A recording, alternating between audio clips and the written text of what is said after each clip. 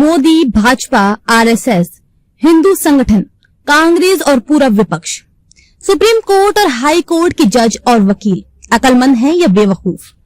भारत में पूरे 77 साल तक अंग्रेजों के 1860 के कानून सरेआम चलते रहे, लेकिन किसी भी व्यक्ति ने इनको हटाने के लिए कभी न आंदोलन किया, न विरोध किया और न ही सुप्रीम कोर्ट में याचिका लगाकर इन कानूनों को खत्म करने का प्रयास किया। एक क्षत्रिय समाज बुजुर्ग चर्चा में बता रहे थे कि ये अंग्रेजों के कानून सुप्रीम कोर्ट के वकील अश्विनी उपाध्याय के कारण खत्म किए गए हैं।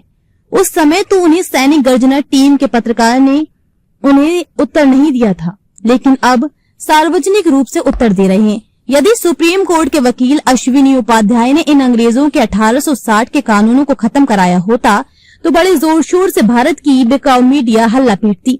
ये अंग्रेजों के कानून सुप्रीम कोर्ट में याचिका लगाकर खत्म नहीं किए गए हैं।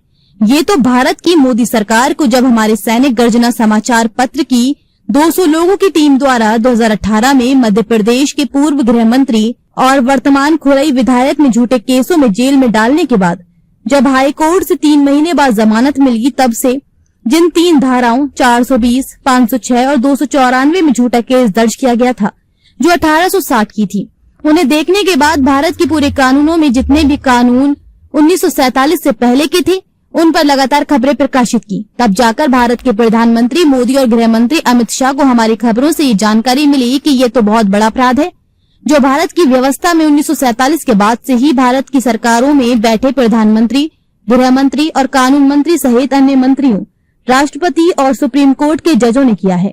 तब 1 जुलाई 2024 से नए कानून बनाने की व्यवस्था मोदी सरकार द्वारा बताई गई है, लेकिन भारत में इन कानूनों से कोई व्यवस्था नहीं सुधरी, बल्कि ये उससे भी बड़ा धोखा है कि इन कानूनों में अब सन 2024 लिखा रहता है, जिससे आने वाली पीढ़ी और भी ज्यादा गुमराह होगी। क्योंकि 1860 लिखे होने से तो ये पता भी चल रहा था कि 15 अगस्त 1947 के बाद भी भारत की जनता से अंग्रेजों के कानूनों से गुलामी कराई जा रही है। ये कानून मोदी सरकार द्वारा खत्म किए गए हैं और नए कानून 1 जुलाई 2024 से शुरू कराए गए हैं। इसमें सुप्रीम कोर्ट और सुप्रीम कोर्ट के वकील अश्विनी उपाध्याय का कोई योगदान नहीं है।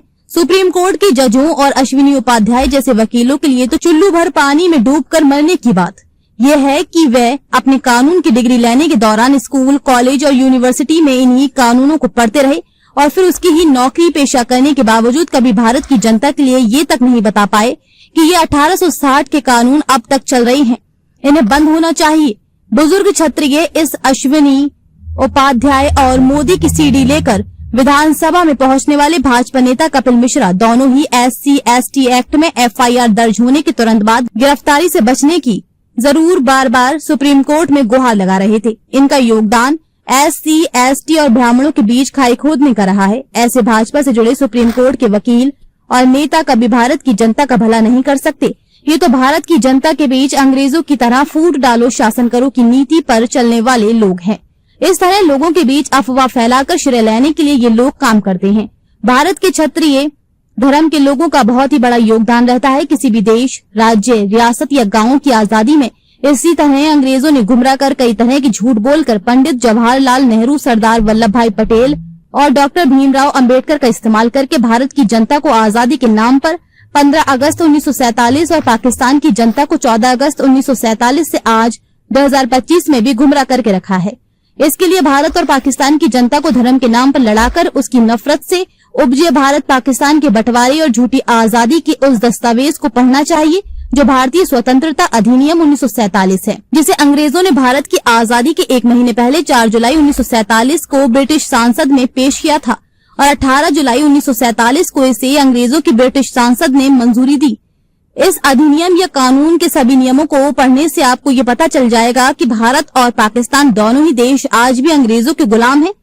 भारत देश में प्रधानमंत्री नरेंद्र मोदी की सरकार के 1 जुलाई 2024 में नए कानून बनाने के बाद भी भारत की जनता गुलाम है।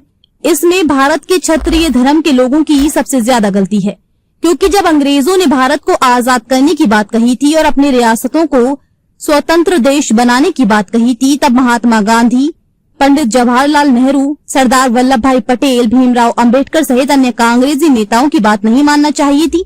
अपनी अपनी अलग रियासतों को स्वतंत्र देश जम्मू कश्मीर की तरह राजा हरि सिंह की तरह बनना चाहिए थी। यदि भारत में विलय भी किया था तब प्रधानमंत्री किसी पंडित और गृह मंत्री पटेल और कानून मंत्री किसी अम्बेडकर को नहीं बनाया जाना चाहिए था, बल्कि क्षत्रिय धर्म के लोगों को बनाया जाना चाहिए था। जैसे आज क्षत्रिय उन लोगों की बात सुनते और मानते हैं जो भारत की जनता के साथ गद्दारी करते हैं, खुद को शासन प्रशासन की सुविधा लेने के लालच में। वैसी आजादी के आंदोलन के बहुत पहले 28 दिसंबर 1885 को ही अंग्रेजों ने भारत पर शासन करने के लिए कांग्रेस पार्टी बना ली थी, जिसके संस्थापक एक अंग्रेज ए.हु. थे। क्षत्रिय धर्म के लोगों को भारत के धर्मशास्त्रों में शासन करने की बात कही गई है, परंतु भारत के क्षत्रिय गुमराह करने वाले लोगों की झूठी बात मानकर खुद भी गुलाम बने हुए हैं और भारत की जनता को आज भी गुलाम बने रहने के लिए जिम्मेदार है। ऐसा इतिहास के जानकार सूत्र बता रहे हैं। खबर को शेयर फॉरवर्ड करें, पूरे विश्व में पहुंचाकर विश्व गुरु भारत में सहयोगी बनकर बिना वर्दी के सैनिकों की तरह आप भी अपना कर्तव्य निभाइए। देश और दुनिया की ताजा और विशेष खबरों के लिए देखते रहिए सैनिक गर्जना न्यूज चैनल। नमस्कार।